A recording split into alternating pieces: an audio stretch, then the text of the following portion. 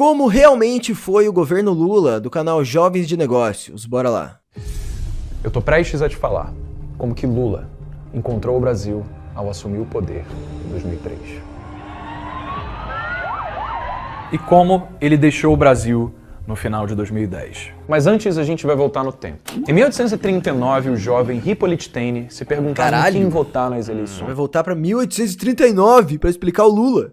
Mas ele se deu conta que não entendia muito sobre quais propostas eram boas ou ruins para o futuro da França. Então, Hippolyte se absteve de votar e começou a estudar o seu próprio país. Ele decidiu buscar conhecimento antes de emitir juízos de valor sobre qualquer assunto, principalmente política e economia. Detalhe, eu estudo política e economia há anos e hoje em dia, com 24 anos, foi a primeira vez que eu votei. Eu não tinha votado até então, não me sentia apto, mas agora eu me sinto. Não tanto assim, mas o suficiente pra votar. A questão dessa história é que a gente precisa ser humilde ao falar de política, ao invés de discutir com todo mundo como se a gente fosse dono da verdade. Porque sempre dá pra aprender mais e tentar enxergar o mundo por outra perspectiva. Então vamos fazer um combinado aqui. Se você acha que, por acaso, não tem maturidade o suficiente para estudar de forma aberta e racional sobre qualquer assunto, talvez considere não assistir esse vídeo. Dito isso... Tchau, eu não tenho maturidade. Tchau, jovens de negócios. Mentira. Como foi a economia de Luiz Inácio Lula da Silva?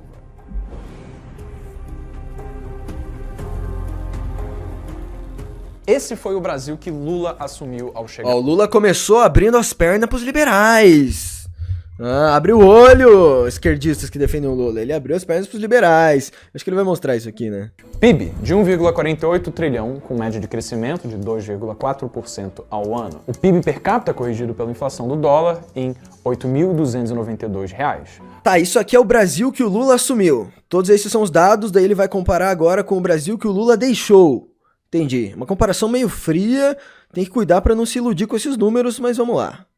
A inflação estava em 12,5% ao ano, a dívida pública representava 75% do PIB, o dólar na época valia R$ 3,50, a taxa de desemprego estava em 11,7% e a carga tributária representava 32,13% do PIB. E por último, além disso, 26,7% da população estava em condições de pobreza. E aí, 8 anos se passaram e esse é o Brasil depois de 2 mandatos de Luiz Inácio Lula da Silva. O PIB cresceu para 3,88 trilhões de reais, com crescimento médio de 4% ao ano. O PIB per capita, corrigido pela variação do dólar, foi para R$ 19.800. A inflação desceu para 5,91% e a dívida pública caiu para 62% do PIB. O dólar caiu ainda mais, chegando a R$ 1,65. Parece inacreditável, né? Como que a gente conseguiu isso tudo com um governo de esquerda? Pra você ver a situação, né?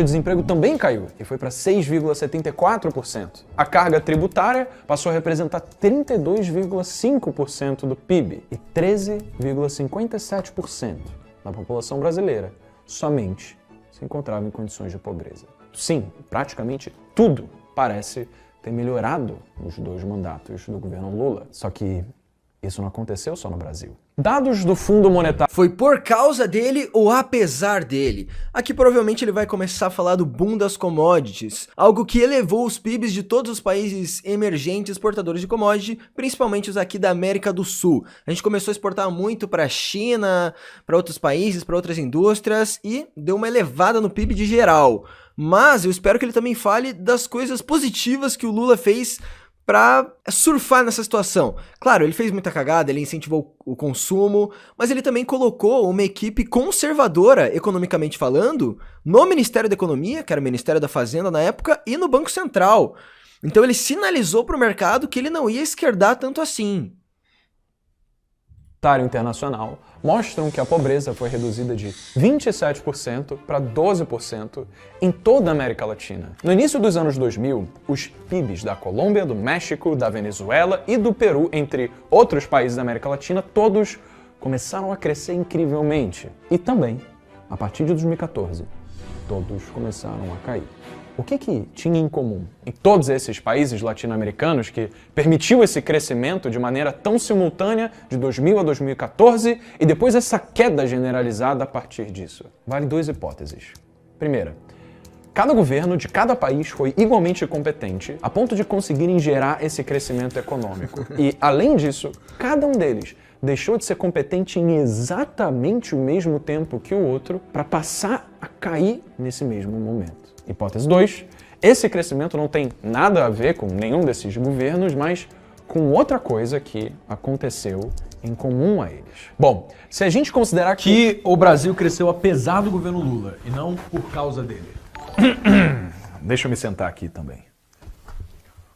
A hipótese 2 com certeza é a correta, e o ponto comum entre os países foi o boom das commodities, que aconteceu coincidentemente durante o governo do Lula. A hipótese 1 é... Cara, eu já analisei os gráficos do boom das commodities e o preço delas começa a subir absurdamente no mês em que o Lula assume. O cara nasceu com a bunda pra lua. Bolsonaro pegou pandemia, Lula pegou boom das commodities. E além disso, tem outra hipótese muito relevante que eu não vejo a galera falar aqui no Brasil, que é o dólar e a guerra do Iraque. Os Estados Unidos se envolveu numa guerra bem no começo do mandato do Lula, que fez com que desvalorizasse o dólar e toda a nossa economia se aproveitasse disso, porque muitas coisas são precificadas em dólar. Porque tanto a Colômbia, que tinha um governo de direita, quanto a Venezuela bolivariana de Hugo Chávez, tudo isso cresceu junto. O que mostra que o crescimento econômico brasileiro que aconteceu nesse mesmo período não teve nada a ver com quem era o governante dos países sul-americanos. Besteira! Você está sendo extremamente enviesado em desconsiderar tudo que o Lula fez e atribuir esse crescimento a um único evento. O Lula, muito mais que um presidente, é um articulador de políticas internacionais. E o maior poder de influência dele está aqui, na América Latina. Então, com certeza, todos esses outros países que cresceram nesse período só cresceram porque seguiram o quê? Os exemplos e conselhos do Lula. E mais, você não pode desconsiderar programas como o Bolsa Família, como o ProUni, além dos efeitos desses programas na política. Que inflou as universidades e criou dívida estudantil, mas ok, formou muita gente. Internacional, que promoveu uma maior integração da América do Sul por meio da expansão do Mercosul. Entendeu?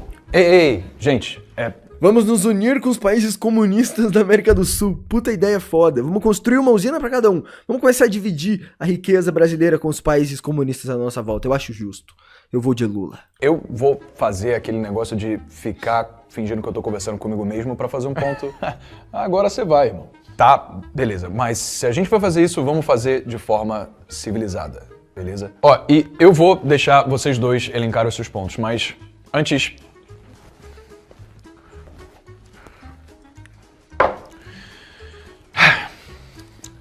Podemos começar. Bom, mas essa é fácil. O período entre 2001 e 2014 foi marcado por rápido crescimento na demanda por commodities na China e na Índia. E essa alta na demanda, provocada por nada menos que as duas maiores populações do mundo, pressionou os preços das matérias-primas para cima e favoreceu a balança comercial dos países que se sustentaram da exportação de commodities, como, justamente, os países da América Latina. Se você pegar o gráfico da relação entre a oferta e demanda por minério de ferro, por exemplo, vai ver que ele vem de uma estabilidade desde 1990 e 13 anos depois, exatamente no ano em que o Lula entra no poder, a demanda por ferro começa a subir fortemente. Você pode ver o mesmo acontecendo com as commodities agrícolas e o movimento é também idêntico ao comportamento de alta e queda entre os países latino-americanos entre o período de 2000 a 2014. O resultado desse ciclo de alta na economia dos países sul-americanos se reflete em todas as outras métricas. O crescente setor de commodities do país atrai mão de obra, o que eleva os salários e diminui a taxa de desemprego, o que, consequentemente, diminui a pobreza do país. Como a maioria dos empregos gerados são de baixa qualificação... Então tem um fenômeno econômico mundial que está influenciando as economias da América Latina e o Lula vai lá e fala, não, o Brasil era bom, o Brasil diminuiu a pobreza por causa de mim. Nem fudendo, cara.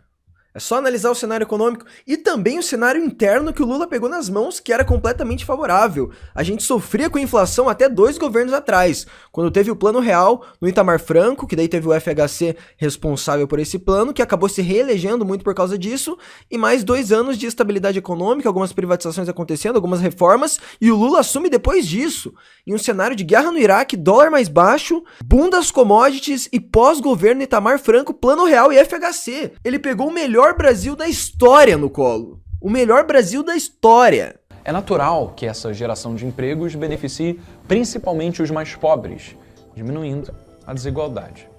E com mais pessoas empregadas e salários mais altos, o consumo interno também aumenta, aquecendo outros setores da economia e aumentando a demanda por trabalhadores nesses setores, como os de construção, manufatura e comércio. E aí, com mais empresas lucrando e mais pessoas empregadas, o governo também aumenta a sua receita pública, o que permite maiores investimentos públicos e estimula a geração de ainda mais empregos. Isso além de facilitar o financiamento de medidas assistencialistas, como a Bolsa Família e o FIES. Olha, a entrada de capital estrangeiro no país por conta da alta exportação de commodities aumenta a oferta de moeda estrangeira, deixando ela mais barata e valorizando a nossa moeda, o que explica a queda no valor do dólar.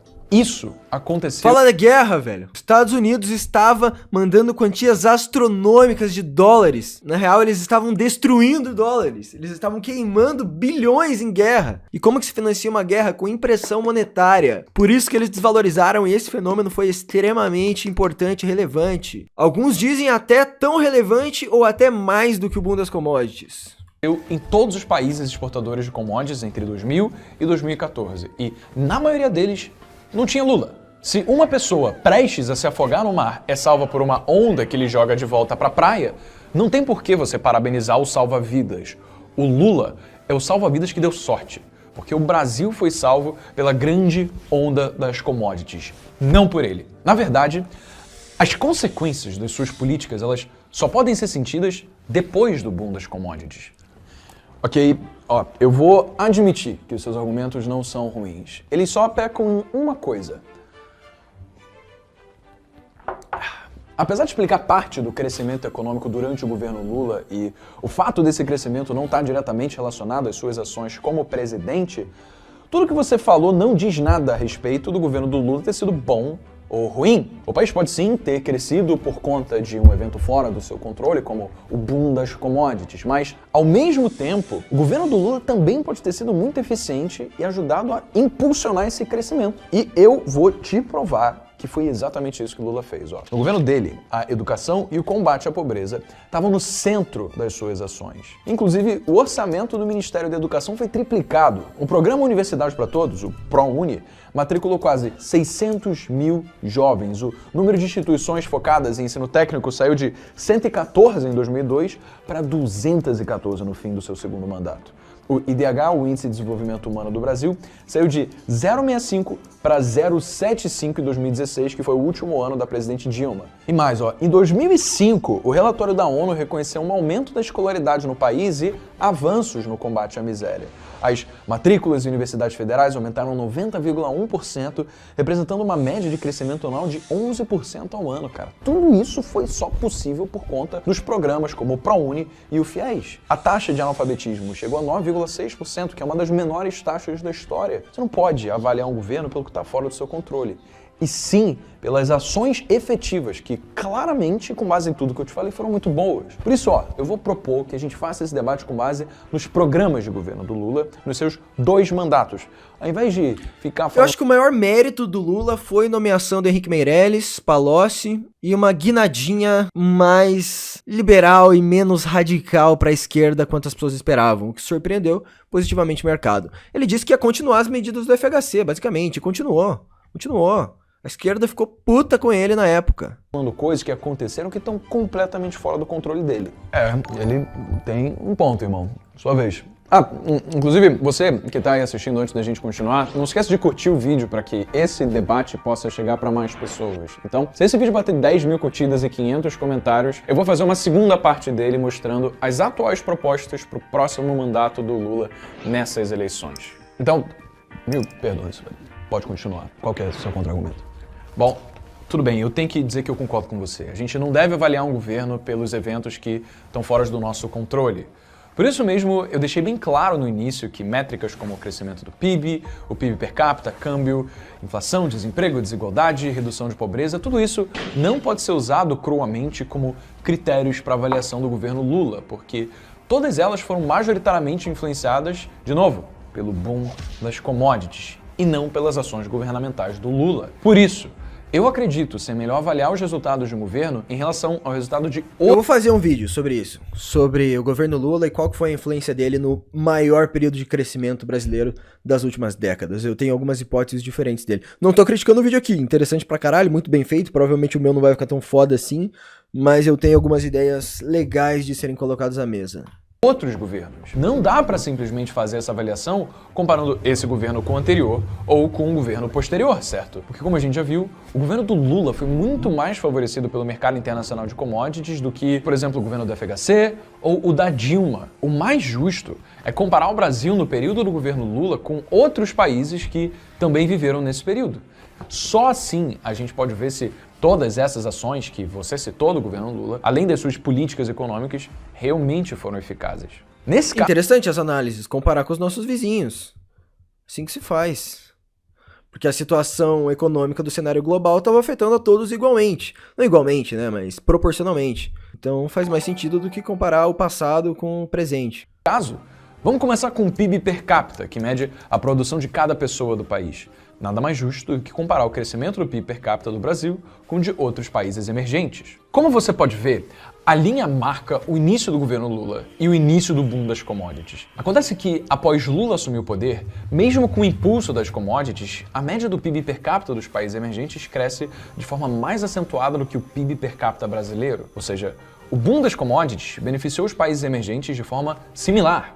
Na verdade, o Brasil foi beneficiado acima da média dos emergentes. Logo, ele deveria, então, crescer de forma mais acentuada do que a média dos outros países emergentes. Mas essa época dos países emergentes estava explodindo BRICS, estava explodindo um monte de emergente, não só o Brasil, mas o Brasil, por exemplo, decolando lá na capa da Times, Cristo Redentor, pá, voando, tudo barato, tudo bom, emprego, doméstica no aeroporto, picanha, churrasquinho, dólar baixo. Caralho, saudades, saudades, família. E, cara, inclusive, esse período aqui, os países emergentes passaram o crescimento econômico dos países desenvolvidos, cara. Era literalmente nossa vez, cara. Era nossa vez de comandar o cenário econômico mundial.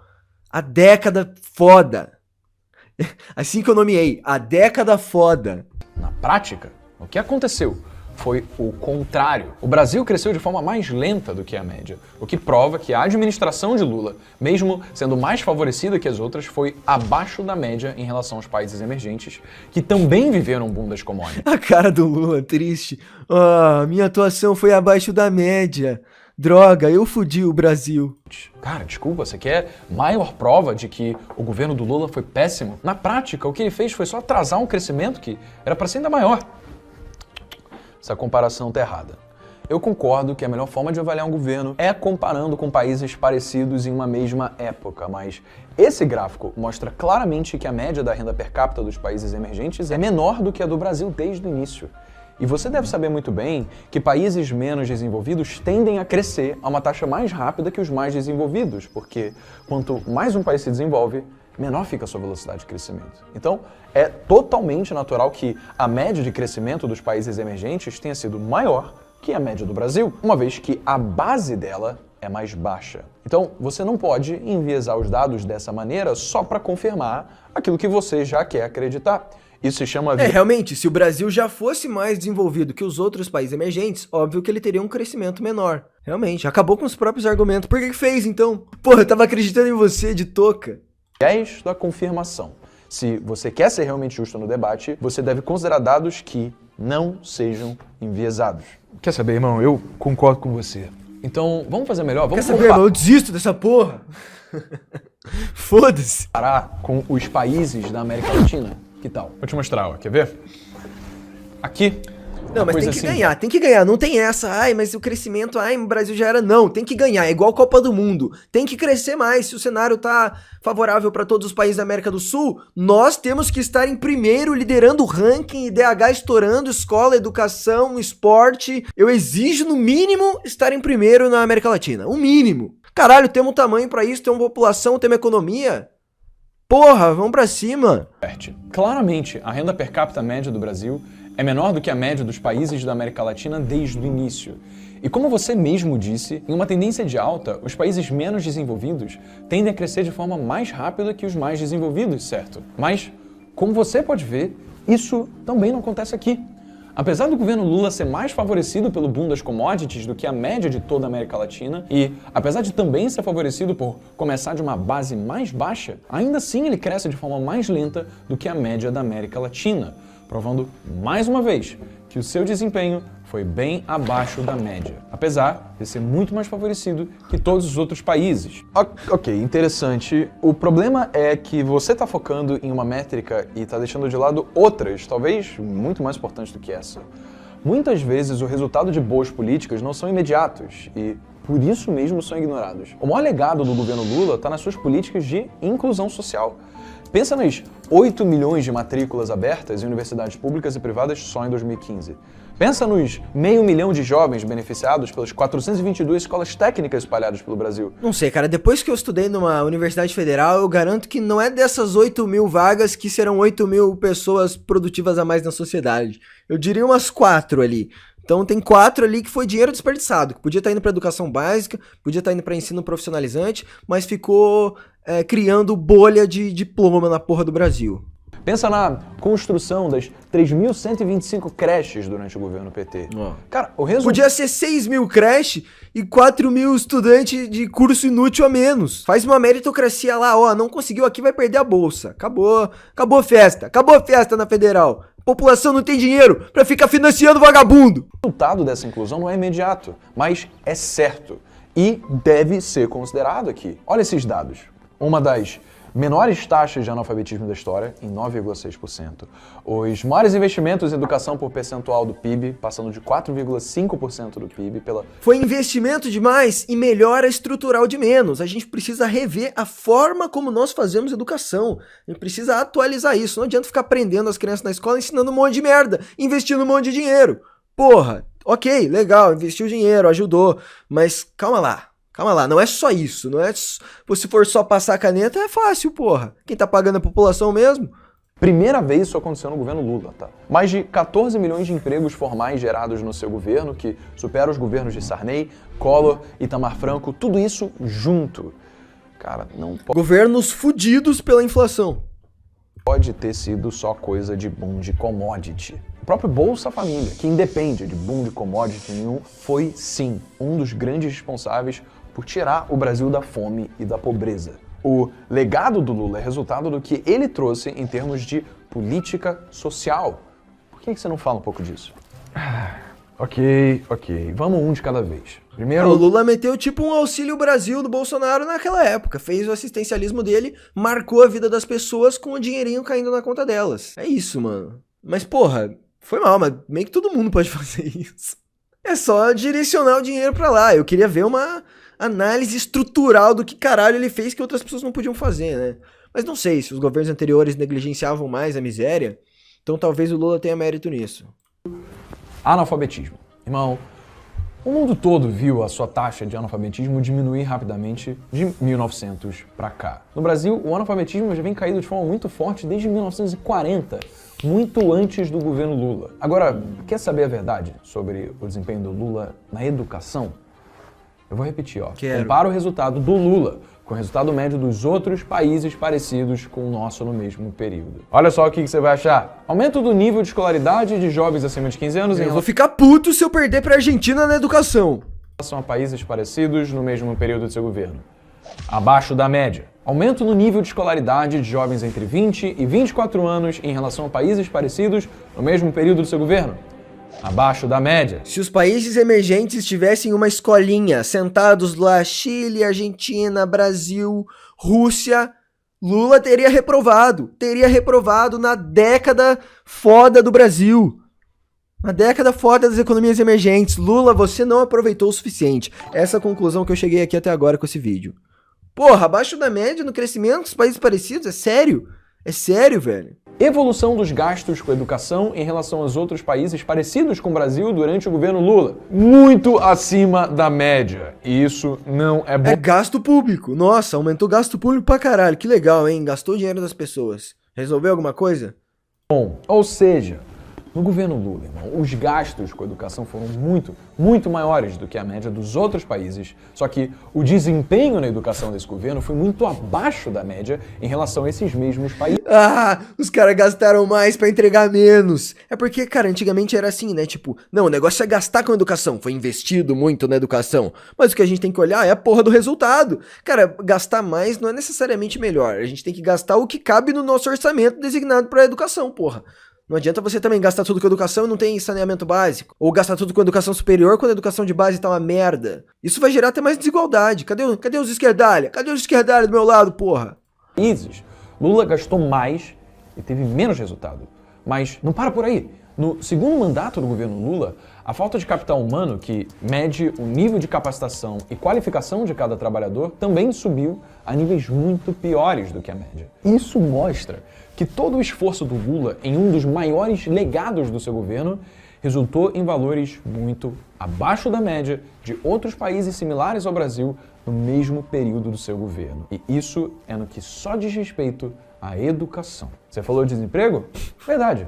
No governo do Lula foi gerado mais emprego que os 3 governos anteriores juntos, mas também é verdade o que eu falo desde o início, que isso só aconteceu por conta do boom das commodities. Você também falou do Bolsa Família e do quanto ele ajudou a tirar o país da fome e da pobreza. E também disse que esse foi o seu maior legado. Acontece que o Lula foi também abaixo da média em relação a isso. Apesar da pobreza ter diminuído no Brasil durante o seu governo, poderia ter diminuído muito mais se o governo fosse pelo menos mediano em termos de competência. Mas, mesmo no que diz respeito ao seu maior legado, os dados mostram um desempenho abaixo da média de outros países no mesmo período. Então, a minha conclusão é que praticamente tudo que ocorreu de bom no Brasil foi pelo mesmo motivo que beneficiou países como o Brasil no período que compreendeu o governo do Lula. O boom das commodities, com a diferença de que o nosso desempenho geral ainda foi um pouco pior do que os dos outros países. Parece que a única coisa que nos atrapalhou nesse período foi o governo Lula. Calma aí. Ó, os dados que você apontou, eles só mostram que o nosso desempenho não foi tão bom quanto o de outros países, mas não provam que a culpa disso foi do Lula, cara. Você não tem insumo suficiente nesses dados para dizer isso. Verdade, mas não é difícil chegar nessa conclusão, né? A política econômica no primeiro mandato do Lula segurou bastante as pontas, mas, de novo, não por conta das decisões dele. Apesar de dizer que o seu governo seria um rompimento com as políticas econômicas do Fernando Henrique Cardoso, na prática o que ele fez foi surfar a estabilidade econômica conquistada pelo FHC através de medidas como a consolidação do Plano Real e do tripé macroeconômico. Além de também ter uma equipe... Você pega um governo que faz um monte de ajuste e assume depois dele, pô, que delícia, né? Que delicinha, quem não quer isso? O foda é assumir depois do Lula, depois da Dilma.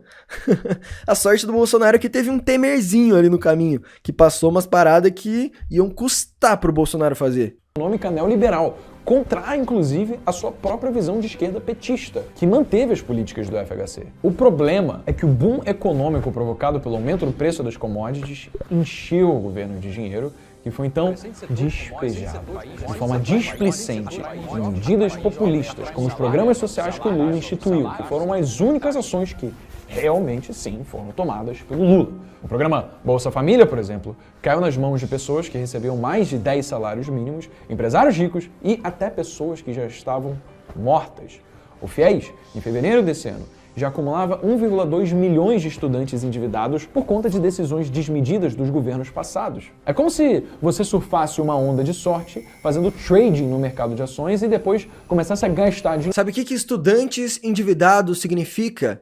Que o investimento no estudo deles não se refletiu em empregos na sociedade, ou seja, elas foram formadas em áreas que elas não deveriam estar formadas. Foram criados funcionários excessivos. É o boom dos diplomas, que fode quem já tinha diploma, fode o mercado e fode tudo, cara. É o Estado interferindo e fudendo uma classe de pessoas.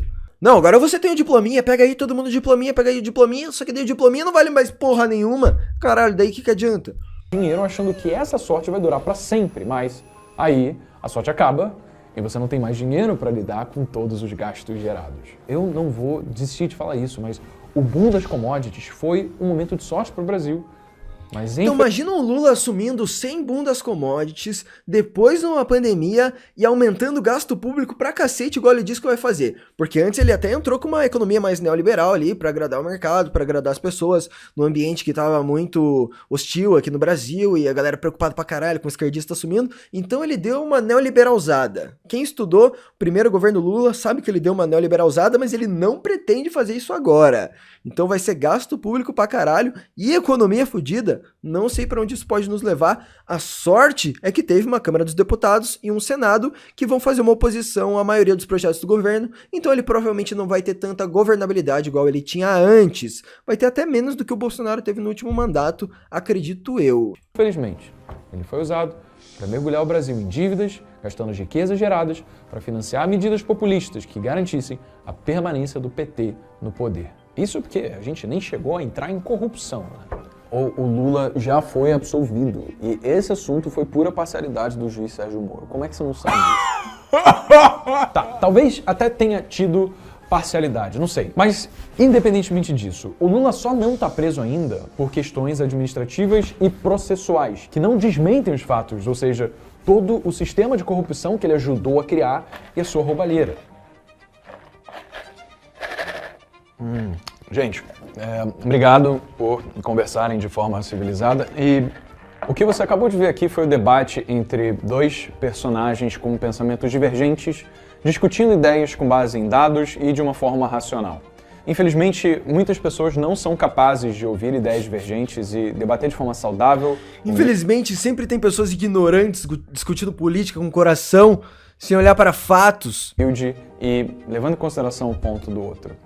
Eu não acredito que uma ideia ou um voto possa definir se uma pessoa é boa ou se ela é ruim. Eu acredito que a grande maioria das pessoas, independentemente de como pensa ou de quem vai votar, faz isso porque acredita que a sua decisão vai ser boa para si mesmo e para as pessoas que ela ama. Então, partindo do princípio de que a grande... Eu não julgo quem vai votar no Lula, quem vai votar no Bolsonaro, quem vai votar no Ciro, quem vai votar no Dávila, porque simplesmente eu não sei a narrativa que foi construída na cabeça dessas pessoas. Eu não sei que informações chegaram pra elas. Vai que chegou um monte de informação da mídia, de outras pessoas, que o Bolsonaro é um filho da puta e que o Lula é um herói. Óbvio que a pessoa vai achar que o Lula é um herói.